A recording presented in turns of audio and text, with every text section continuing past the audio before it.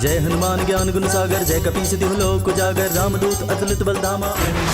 दूर हट, दूर हट। लो, भाग गई सारी कुदृष्टियां।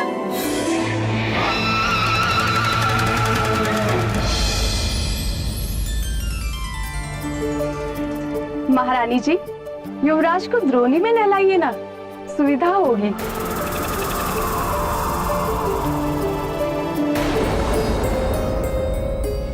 प्रातः काल से आंजने मुझे कुछ भारी लगा।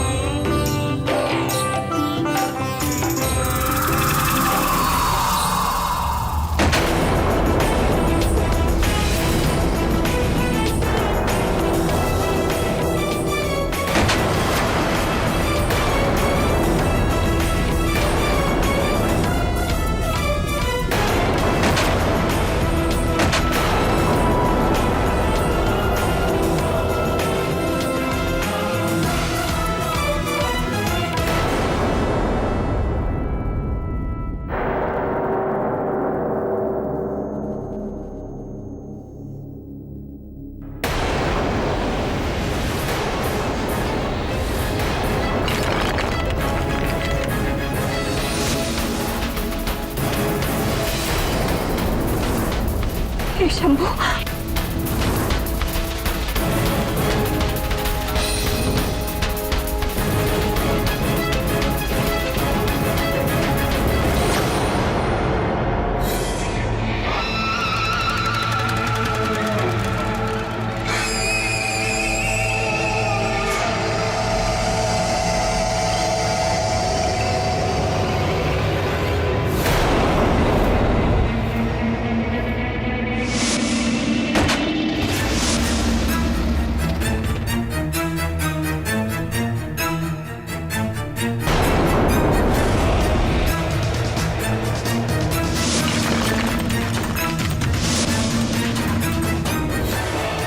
ये तो वज्रकाय है। वाली हनुमान लला के प्राण लेने के विचार से आया था। उनके प्राण लेना तो दूर, उल्टे उन्हें दो नए नाम दे बैठा, वज्रकाय और मरकट। मरकट शब्द का अर्थ है तो वानर ही, किंतु ये वानर जाति के लिए एक अपशब्द है। किंतु भक्त शिरोमणि हनुमान के स्वीकार कर लेने से ये नाम भी पवित्र हो गया। किष्किंधा का युवराज वाली वास्तव में महाबली था, किंतु नन्हे हनुमान लला के नन्हे हाथों का बल देखकर उसका अपना आत्मविश्वास हिल गया। उसे अपने ही बल और पराक्रम पर संदेह हो उठा और हनुमान की तुलना में अपने बल को पुनः आंकने के लिए वो यहां वहां अपनी शक्ति का परीक्षण करने लगा।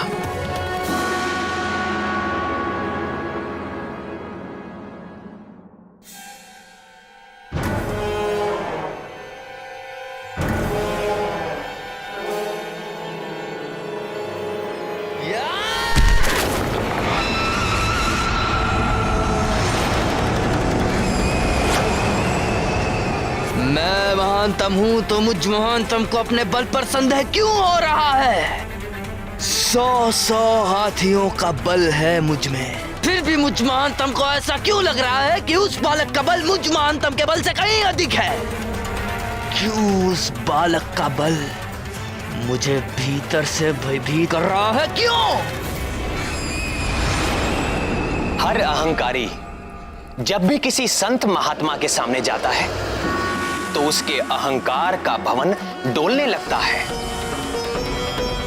वाली को भी हनुमान लला के आगे इसी संकट का सामना करना पड़ रहा था। बजरंग बली जैसे संतों में अहंकार नहीं होता ऐसा नहीं है, उनके भीतर मेरा ईश्वरीय अहंकार होता है, अर्थात अपने अहंकार से मुक्त होकर वो मेरे असीम ज्ञान, असीम ऐश्वर्य और असीम शक्ति के अधिकारी हो जाते हैं, जिसकी कोई सीमा ही ना हो, उसकी कहां टक्कर होगी और कहां चोट लगेगी। इसी कारण हमारे हनुमान लला को चोट नहीं लगती। किंतु प्राण वल्लभ, हनुमान लला की ऐसी अद्भुत शक्ति देख अंजना और केसरी की क्या दशा हुई? चिंतित हुए, भयभीत हुए, सन्न हो गए। फिर स्मरण आया, उनका पुत्र कोई साधारण वानर पुत्र नहीं है, वो तो स्वयं ब्रह्मांड नायक भगवान भोलेनाथ का अंश है। ये स्मृति आते ही ऐसा महान शक्तिशाली पुत्र पाकर वो बार बार अपने को धन्य मानकर सुखी होने लगे। फिर भी माँ तो माँ ही होती है, अपने पुत्र की रक्षा करने के लिए सदैव आतुर। इसीलिए अंजना ने हनुमान लला के बल की किसी से चर्चा नहीं की, पर सूर्य का तेज भी किसी के छिपाए छिपता है।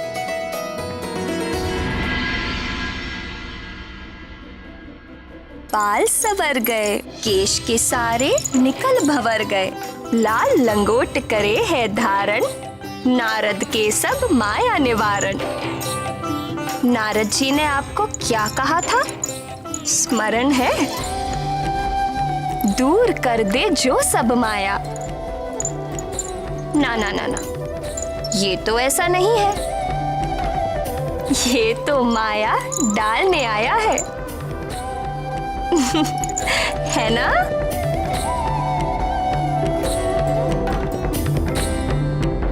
देखो प्राण प्रिय, मैं क्या लाया हूं अंजने के लिए।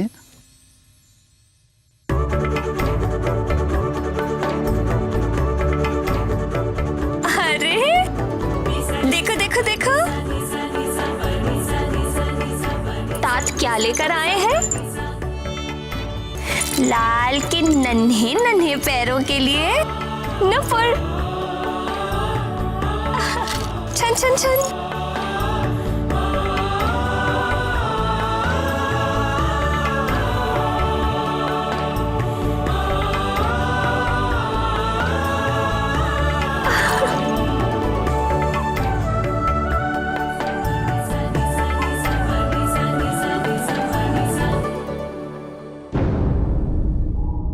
क्या कर रही हो प्रिय?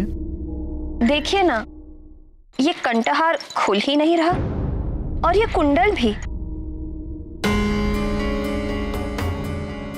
आप इन्हें खोल देंगे? कंठार कुंडल तो यहाँ पड़े हैं। ये तो आप लेकर आए हैं।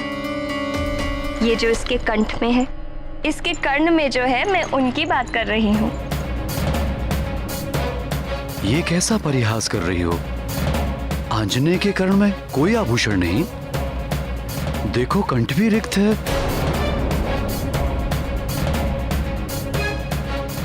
आप मेरे साथ ठिठोली कर रहे हैं? केसरी नंदन ने इस दिव्य कंठहार और इस दिव्य कुंडल के साथ जन्म लिया है। इनका तिरस्कार तो ना करिए। साथ जन्म लिया है? दिव्य कंठ, दिव्य कुंडल, तुम ठीक तो हो ना?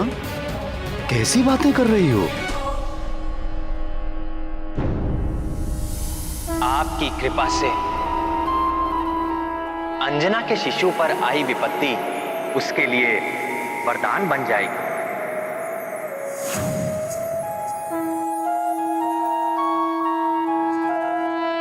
अगर ये वास्तविक है तो मुझे क्यों नहीं दिखाई दे रहा? ये दिव्य कर्ण और दो कुंडल ना कभी दिखाई दिए थे, ना दिखाई दे रहे हैं। महादेव जाने आपको क्यों नहीं दिख रहे। मुझे तो निरंतर दिख रहे हैं और दिख ही नहीं रहे। मैं इनका स्पर्श भी कर सकती हूँ। मेरे लिए ये दिव्य आभूषण उतने ही वास्तविक हैं जितने आपके द्वारा लाए ये आभूषण। तुम्हें अवश्य कुछ हो गया है प्राण प्रिय। तुम्हारा स्वास्थ्य ठीक नहीं है। कहीं वो विष का दुष्प्रभाव तो नहीं? हे शिव शंकर, अब आप मुझे विक्षिप्त समझ रहे हैं। मुझे कुछ नहीं हुआ है, आप ही को कुछ हो गया है। आप मुझ पर अविश्वास कर रहे हैं। प्रणाम। देवगुरु बृहस्पति का शुभ आगमन हुआ है। युवराज को आशीर्वाद देने के लिए पधार रहे हैं। पितामह आए हैं, जाओ उन्हें शीघ्र लेकर आओ। जी महाराज। पितामह आ रहे हैं, ये सब हम बाद में देखेंगे। चलिए पितामह का स्वागत करें।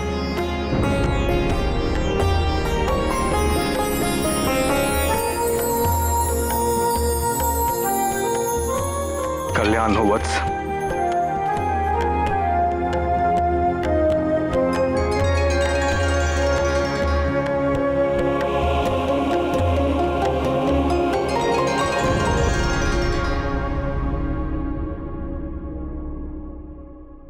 पुत्रवती भव।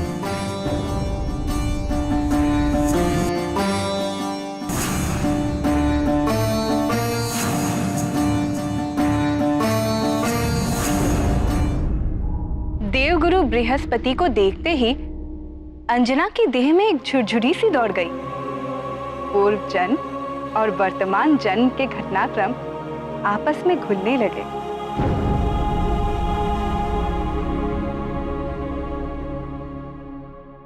क्या हुआ पुत्री, इतनी चिंतित क्यों हो?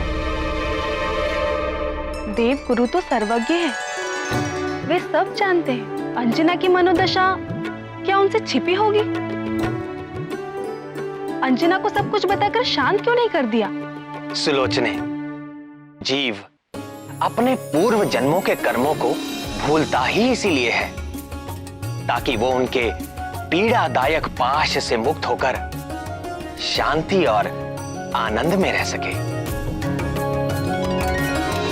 देवगुरु सर्वज्ञ है, जानते थे कि समय के पूर्व कुछ भी करना घातक सिद्ध हो सकता है।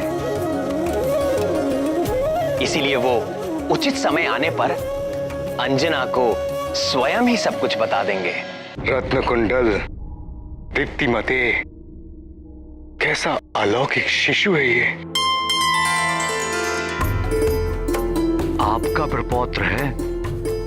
मेरा प्रपौत्र होने से अलग भी ये बहुत कुछ है, और उसका प्रमाण है इसका ये कंठहार और ये दिव्य कुंडल। मुझे कुछ हो गया है पितामह। मुझे ना तो ये कंठहार दिख रहा है और ना ही दिव्य कुंडल। चिंतित न हो पुत्र, इसका ये कंठहार और ये दिव्य कुंडल पृथ्वी वासियों में केवल उसकी माता ही देख सकती है। तुम्हारे अतिरिक्त जो भी इन कुंडलों को देख सकेगा वही तुम्हारे पुत्र का वो गुरु और स्वामी है। राम राम राम श्री राम राम राम राम राम राम राम श्री राम राम राम राम राम राम राम श्री राम राम राम राम राम राम राम श्री राम। जिसकी सहायता के लिए तुम्हारे दिव्य लाल का जन्म हुआ है। श्री राम श्री राम श्री राम श्री राम।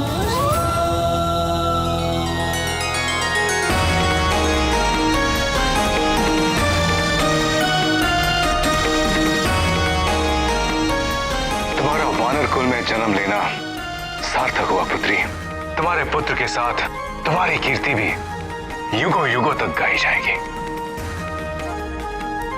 कल्याण।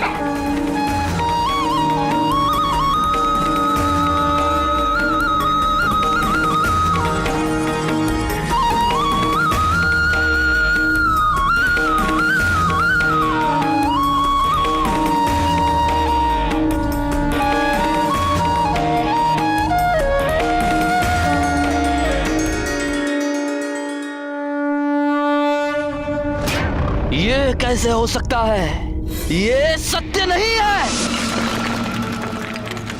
एक नवजात शिशु के गिरने से चट्टान नहीं टूट सकती। चट्टान पे गिरने से हड्डी पसली टूट जाती है, किंतु चट्टान नहीं टूटती। अर्थात मैं जागते हुए स्वप्न देख रहा था, मुझे धोखा हुआ था। नहीं, ये धोखा नहीं था। मुझ महानतम की आंखें धोखा नहीं खा सकती। अर्थात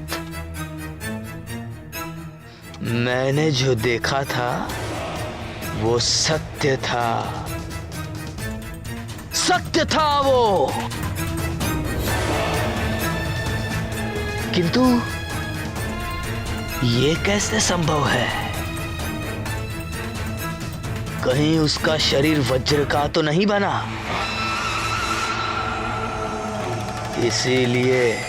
इसीलिए मेरे दिए हुए विष का विष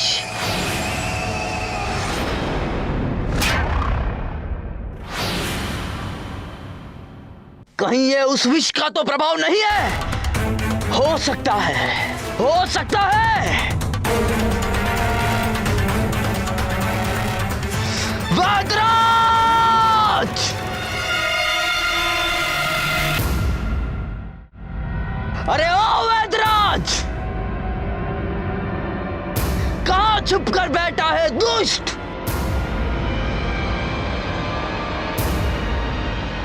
बाहर निकाल दुष्ट! मैंने कहा बाहर निकाल! या बाहर निकाल!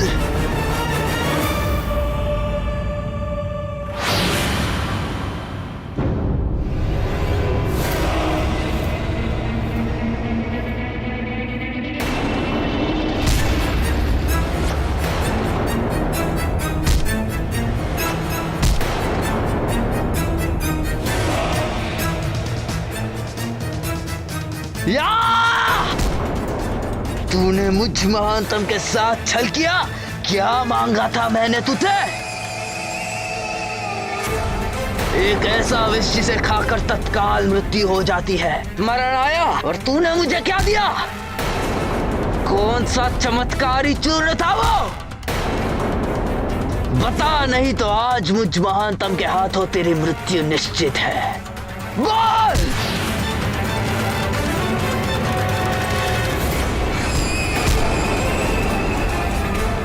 कपटी, तेरा विष खाकर तो मेरा शत्रु यमलोक नहीं पहुंचा, किंतु आज मैं तुझे बिना विष खिलाए ही तुझे पीट पीट कर यम के निकट पहुंचा दूंगा।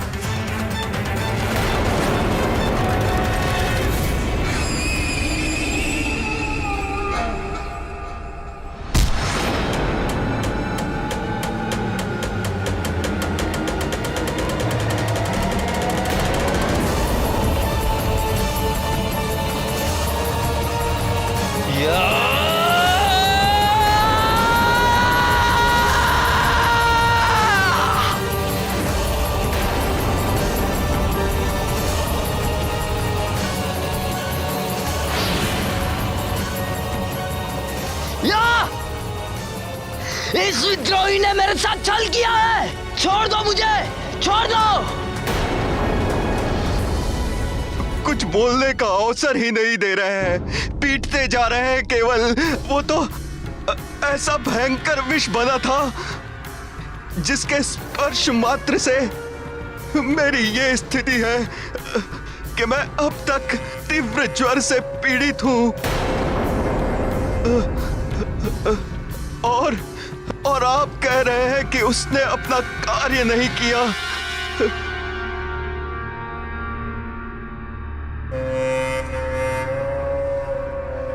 ये किस विष की बात कर रहे हैं बाली भैया?